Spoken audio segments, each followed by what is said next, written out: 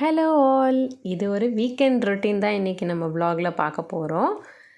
Saturday காலையில் எடுத்த video தான். கடகடன்னு பன்னீர் பட்டர் மசாலா சப்பாத்திலாம் சாப்பிட்டு முடிச்சுட்டு டிமார்ட்க்கு கிளம்பிட்டோம்.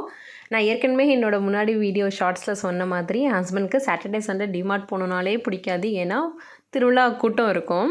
ஸோ எப்போதுமே கடை திறந்தோன்னே ஃபஸ்ட்டாக போயிடணும் அப்படின்னு தான் நினப்போம்.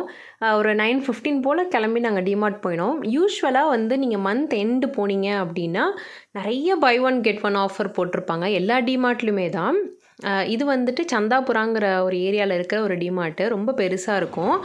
அங்கெல்லாம் ஜாமான்லாம் வாங்கி முடிச்சுட்டு பாப்கார்ன்லாம் வாங்கி சாப்பிட்டுட்டு வர வழியில் மீன் வாங்கலாம் அப்படின்னு சொல்லி போயிருந்தோம். ப்ரான் நல்லா இருந்துச்சு. அந்த கடையில் ப்ரான் மட்டும் வாங்கிட்டு இன்னொரு கடையில் இது தமிழ்நாட்டுக்கு காரவங்க கடை, காரைக்குடிக்காரவங்களோட கடை. அங்கே போயிட்டு என்னென்ன வெரைட்டிஸ் இருக்குதுன்னு பார்த்துட்டு இருந்தோம். கனவா மீன், சங்கரா, பாறை, ப்ளூ நண்டு, மத்தி, இந்த மாதிரி நிறைய மீன் வெரைட்டிஸ் இருந்துச்சு. நாங்கள் ஷீலா மீன் தான் வாங்கியிருந்தோம். எல்லாம் பர்ச்சேஸ் முடிச்சுட்டு வரத்துக்கே கிட்டத்தட்ட பார்த்திங்கன்னா 12 ஆகிடுச்சு. ஏன்னா வெஜிடபிள்ஸ், ஃப்ரூட்ஸ் எல்லாமே வாங்கிட்டு வந்தாச்சு. 12:30க்கு அப்புறம் தான் நான் சமைக்கவே ஆரம்பித்தேன். வந்தோடனே மீன், ப்ரானு எல்லாத்தையும் நீட்டாக கழுவி முடித்தாச்சு. ப்ரான் கழுவுறதுக்கு தான் கொஞ்சம் நேரம் ஆச்சு. அந்த நடுவில் உள்ள நரம்பெல்லாம் எடுக்கணும் இல்லையா. அன்னைக்கின்னு பார்த்து தான் பசங்க பசிக்குதுன்னு வருவானுங்க. யூஸ்வலாக வீக் டேஸ் என்ன நினப்பேன்னா, சரி வீக்கெண்ட் வருது கொஞ்சம் ரெஸ்ட் எடுக்கலாம் அப்படின்ட்டு. பட் வீக்கெண்ட் என்னால் சும்மாவே உட்காந்துருக்கவே முடியாது. நான்வெஜ் அன்னைக்கு தான் சமைப்போம். எல்லாருமே வீட்டில் தான் இருப்பாங்களா. A few moments later. சமைக்கிறது, சாப்பிட்றது, அதுதான் வீக்கெண்டு. வெளியே வேலையெல்லாம் முடிச்சுட்டு வருவேன். அதே மாதிரி நான்வெஜ் எடுத்தாலுமே ஒரு வெரைட்டி மட்டும் எடுக்க மாட்டோம். ஏதோ ஒரு 2 வெரைட்டி எடுப்போம். இல்லாட்டி ஒரே சிக்கனை எடுத்தாலுமே அதில் 4-5 வெரைட்டி செய்கிறது, இப்படி தான். சரி, எல்லாமே சமைச்சு சாப்பிட்டு அந்த ஒரு ஹாப்பினஸ் வேறு எதுலேயுமே கிடைக்காது என்னை பொறுத்த வரைக்கும். அதனால் இன்றைக்குமே பார்த்திங்கன்னா ப்ரான் தொக்கு, ப்ரான் கிரேவின்னு சொல்லலாம். மீன் குழம்பு, மீன் வறுவல் தான். கொஞ்சோண்டு மீன் வறுவல் பரட்டினதை எடுத்து வச்சுட்டு அடுத்த நாள் சாப்பிட்டுக்கலான்னு சொல்லிவிட்டு அது வச்சுருந்தேன்.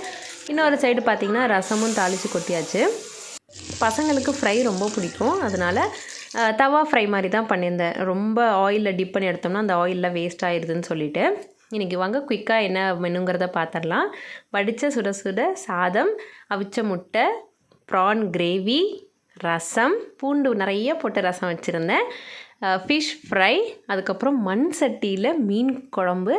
சத்தியமாக அந்த ஷீலா மீன் நாங்கள் சாப்பிட்டது இதான் ஃபஸ்ட் டைம் நினைக்கிறேன். எங்கள் வீட்டில், அம்மா வீட்டில் சாப்பிட்ருக்குறோம். சாப்பிட்டு முடிச்சுட்டு ஜம்முன்னு கொஞ்சம் நேரம் படுத்து எந்திரிச்சாச்சு. எப்போயாச்சும் தான் நான் அக்கேஷ்னலாக அந்த காஃபி குடிப்பேன், நானும் ஹஸ்பண்டும். அதுவும் ஹஸ்பண்ட் இருந்தாங்கன்னா 2 பேர் சேர்ந்து குடிக்கலாமா அப்படின்னு சொல்லிட்டு கொஞ்சோண்டு காஃபி போட்டுட்டு இருந்தேன். முந்தின நாளில் இடியாப்பம் செஞ்சுருந்தேன். அதோடய மாவு கொஞ்சம் ஃப்ரிட்ஜில் எடுத்து வச்சுருந்தேன்னா, இது இப்படியே கடந்தால் என்னடா பண்ணுறது அப்படின்னு சொல்லிட்டு ஒரு கொலக்கட்டை மாதிரி பண்ணலான்னு சொல்லிட்டு துருவின தேங்காய், அதுக்கப்புறம் இனிப்பு கொஞ்சம் அரை இனிப்பாக இருந்தால் தான் நல்லாயிருக்கும். ஸோ ஜீனியும் போட்டு நல்லா கிளறி வச்சாச்சு. கொஞ்சம் நீத்த மாதிரி தான் இருக்கும். ஏன்னா ஃப்ரிட்ஜிலேருந்து எடுத்ததுனால உடனே செஞ்சேனா, அதனால கொஞ்சம் ஈரமாக இருந்துச்சு. ஸோ இன்னொரு சைடு பார்த்திங்கன்னா அதை கொலக்கட்டையை அவிச்சிட்டு இருந்தேன். இந்த சைடு காஃபிக்கு ரெடி பண்ணிகிட்டு இருந்தேன். வீக்கெண்ட் என்ன தான் பிஸியாக போனாலும் அந்த ஃபேமிலியோட டைம் ஸ்பெண்ட் பண்ணுறது ஒரு தனி சுகம்தான். ஏதாவது ஒன்று டிஃப்ரெண்ட்டாக செய்யணும்னு ஆசையாக இருக்கும். இல்லை ஒரு ஸ்நாக்ஸ் செய்யலாம், இல்லை அந்த டைம் கிடைக்கிற டைமில் போய் படுக்கலான்னு எனக்கு தோணவே தோணாது. ஏதோ ஒன்று செஞ்சிட்டு இருக்கணும். அது நம்மளை என்கேஜாகவும் இருக்குது. கைண்ட் ஆஃப் மெமரிஸ் தானே நம்ம க்ரியேட் பண்ணுறோம். பசங்களும் ரொம்ப வேகமாக வளர்ந்துக்கிட்டே இருக்காங்க. நாளும் ஓடிட்டே இருக்குது. ஆல்ரெடி 1 மந்த் ஓடி போயிடுச்சு.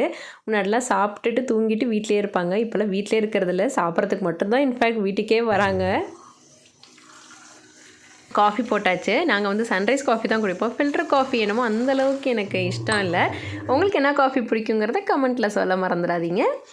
சுட சுட கொழுக்கட்டை, எங்கிட்ட காஃபி, அங்கிட்ட ஹஸ்பண்ட் கொஞ்சம் புதினா உரிச்சு வைக்கிறதுக்கு ஹெல்ப் பண்ணிகிட்டு இருந்தாங்க.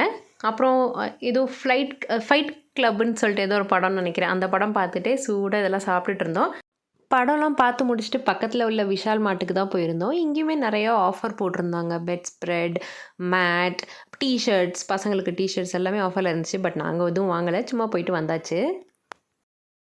வீட்டுக்கு வந்ததுக்கப்புறமா பசங்க விளையாட போயிருந்தாங்க. ஸோ அவங்களுக்கு திரும்ப கொஞ்சோண்டு கொலக்கட்டை வச்சு கொடுத்துருந்தேன். காலையில் சப்பாத்தி பண்ணியிருந்தது கொஞ்சம் 4-5 மீந்து இருந்துச்சு.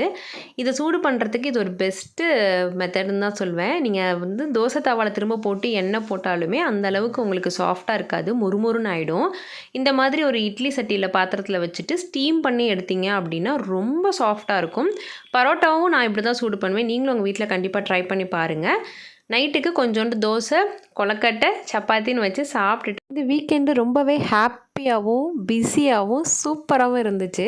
இந்த வீடியோ பிடிச்சிருந்தா லைக் பண்ணுங்கள், ஷேர் பண்ணுங்கள், மறக்காமல் சப்ஸ்கிரைப் பண்ணிக்கோங்க. நாளைக்கு இன்னொரு வீடியோவில் பார்க்கலாம். தேங்க்ஸ் ஃபார் வாட்சிங்.